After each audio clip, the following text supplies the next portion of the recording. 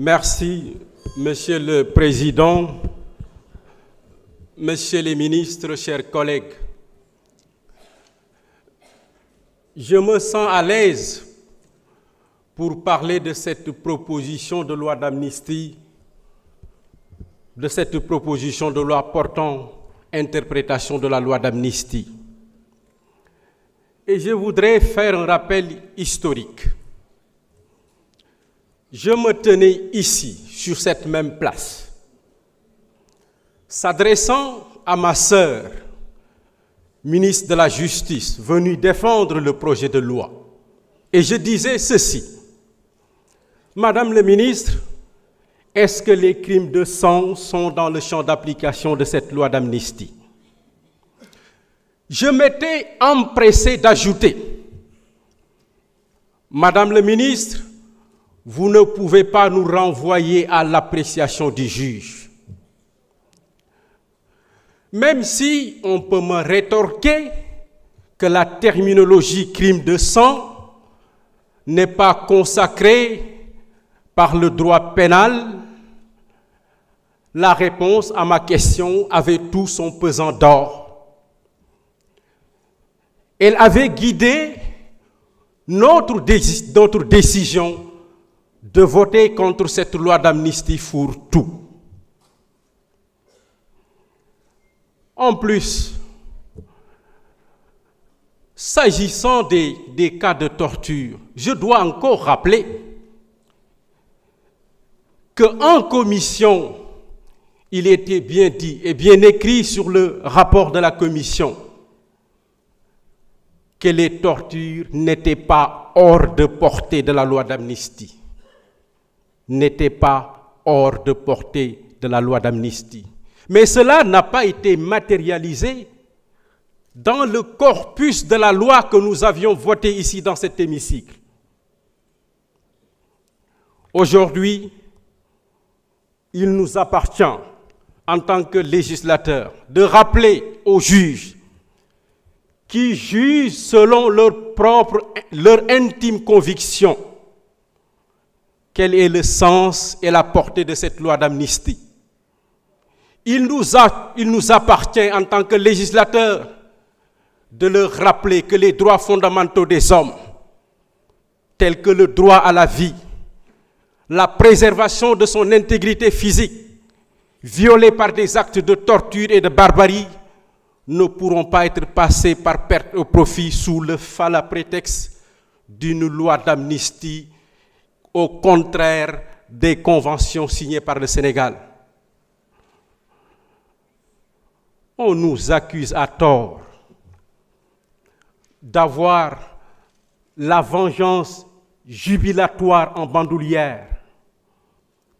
Mais nous l'avons suffisamment dit. Cette proposition de loi interprétative ne protège personne, ne cible personne. Mais ceux qui sont coupables de crimes graves devront répondre de leurs actes conformément aux conventions signées par le Sénégal. Voilà la réalité aujourd'hui. Je voudrais enfin rappeler que cette proposition de loi interprétative que nous allons voter tout à l'heure n'est pas une loi de plus.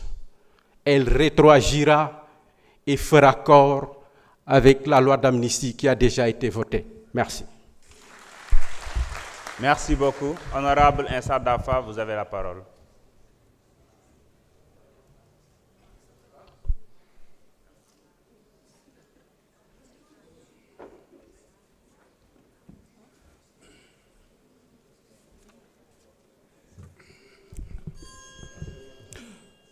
Bonjour, Monsieur le Président.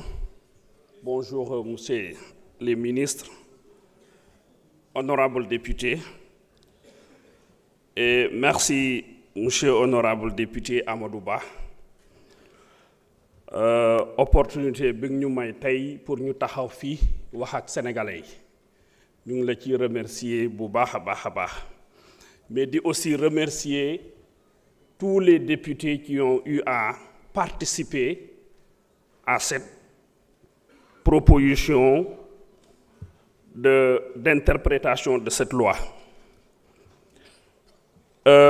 monsieur le ministre de la justice dafa am benn proverbe bu anglais yi di wax no justice no peace.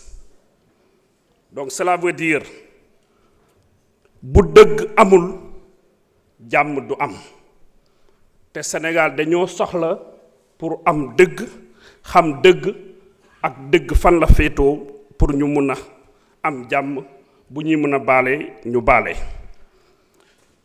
Mais dafa am benn paramètre bu ma ko souligner mooy les forces de l'ordre.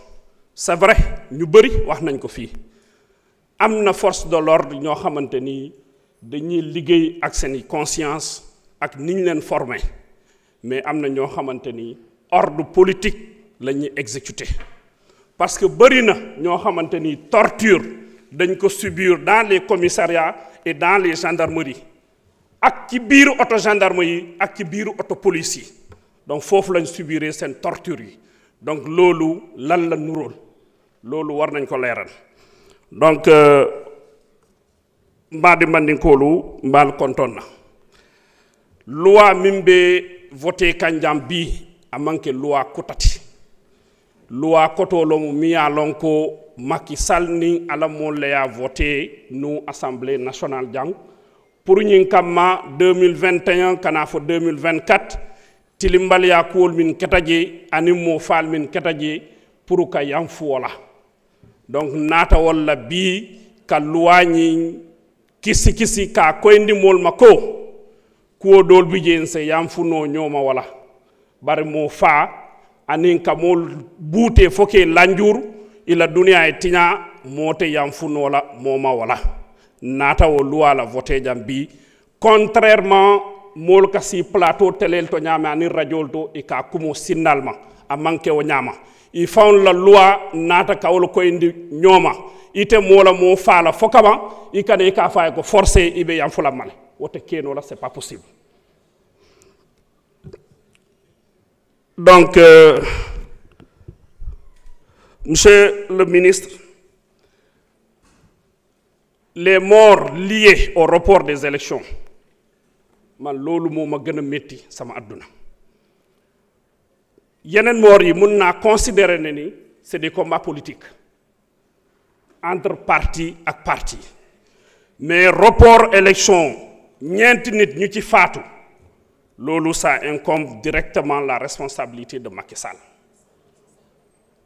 parce que moom moo reporté élection neexul sénégalais yi ñu génn mu faat leen wala mu boom leen donc te constitution moo ne Macky Sall date bii bu jotee da ngaa war a organiser ay élection donc amu ci benn droit pour report élection pour nit yi ñi ci blessé wala di ci faatu donc loolu dossier boobu Macky Sall lañ ci war a interpeller directement parce que moom moo def loolu donc monsieur le ministre population bi ñu ne justice bi yeex na trop loolu am na ñu ko waxoon fii man tamit dinaa ko waxaat mais ñi nga xamante ni aussi ñu ngi traiter les jeunes de bandits et de quoi c'est vrai ñoom dinañ gis ne ni ay bandits lañu parce que dañoo jël seen courage en main mais boo yooyu du ñu ay defkat ataaya si tu es un bon garçon forcément 4 législatures di nga ko am parce que da nga toog di sosal nit ñi pour les beaux yeux du patron nga koy toggal ay ataaya nu neex forcément 4 législatures di nga ko am donc monsieur le ministre à partir jërëjëf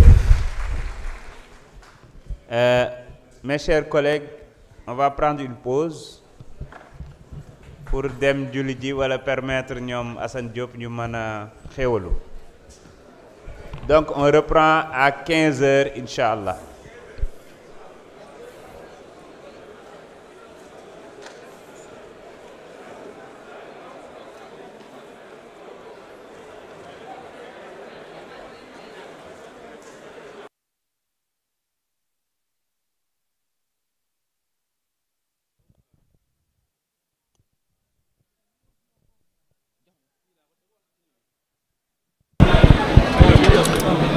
c'est bon Aïda c'est bon. jërë ngeen jëf merci beaucoup ami fidèle internaute 313 digital mu ngi noonu kon mu